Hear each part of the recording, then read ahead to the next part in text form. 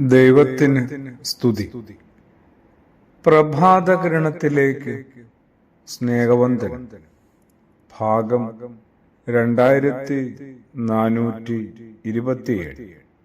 August മാസം 23-ാം തീയതി 235-ാമത്തെ ദിവസത്തിലെത്തി. വീണ്ടും ഒരു ഞായർ ദിനമാണ്. അയാൾ മൺകുടത്തോട് ചോദിച്ചു, നിനക്കെങ്ങനെയാണ് എപ്പോഴും ഈ കുളിർമ നിലനിർത്താൻ കഴിയുന്നത്? കുടം പറഞ്ഞ ഉത്തരം എന്താണെന്നറിയോ? കുടം പറഞ്ഞു, എന്നെക്കുറിച്ച് എനിക്കറിയാം. ഞാൻ മണ്ണിൽ നിന്നാണ് വന്നത്. ഞാൻ മണ്ണിലേക്ക് തന്നെ മടങ്ങുകയും ചെയ്യും. പിന്നെ എന്തിനെക്കുറിച്ച് ഓർത്താണ് ഞാൻ തിളച്ച് മറിയേണ്ടത്? ഓരോരുത്തരും കുടം പറഞ്ഞ് ഈ കാര്യമൊന്നും ഓർക്കുന്നത് നല്ലതാണ്, പ്രത്യേകിച്ച് ഞാനും. എന്തിനെ ഓർത്താണ് ഇത്രത്തോളമൊക്കെ തിളച്ച് മറിയുന്നത്?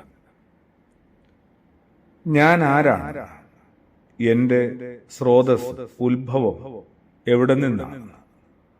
ഒടുക്കം ഞാൻ എവിടേക്കാണ് എത്തിച്ചേരുന്നത് എന്നൊക്കെ കുറച്ചുകൂടി ഒരു ധാരണ ഉറപ്പുവരുത്തേണ്ടതാണ്. വിശുദ്ധനായ യോഹന്നാൻ ശ്ലീഹായുടെ സുവിശേഷം 8-ാം അധ്യായത്തില് ക്രിസ്തുയേശു പറയുന്നൊരു കാര്യമുണ്ട്. ഞാൻ എവിടെ നിന്ന് വന്നുവെന്നും ഒടുവിൽ ഞാൻ എവിടേക്ക് പോകുന്നുവെന്നും എനിക്കറിയാം. ഇത് രണ്ടും അറിയാതെയുള്ള ഈ ഭൂമിയിലെ എന്റെ ജീവിതം എന്തുമാത്രം അപഹാസ്യപരമാണ്, എന്തുമാത്രം അപമാനകരമാവുന്നു, അതിനകത്ത് എന്തുമാത്രം ആപത്ത് അടങ്ങിയിട്ടുണ്ടാവും. എവിടെ നിന്ന് വന്നുവെന്നോ ഒടുവിൽ എവിടെയാണ് എത്തിച്ചേരുന്നതെന്നോ നിശ്ചയമില്ലാതെയുള്ള ഒരു ജീവിതയാത്ര. അതുകൊണ്ട് തന്നെ ആരോടും ഒരു മര്യാദ ഉണ്ടാവില്ല, അവനവനിൽ തന്നെ ഒരു വിനയവും ഉണ്ടാവില്ല. എപ്പോഴും ഇങ്ങനെ തിളച്ച് മറിഞ്ഞുകൊണ്ടേയിരിക്കും.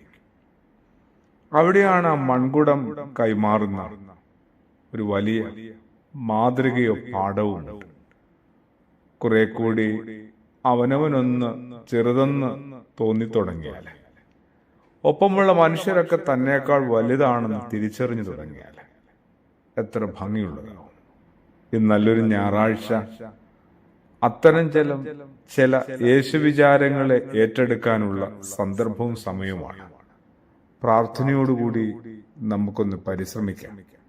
ആമേൻ.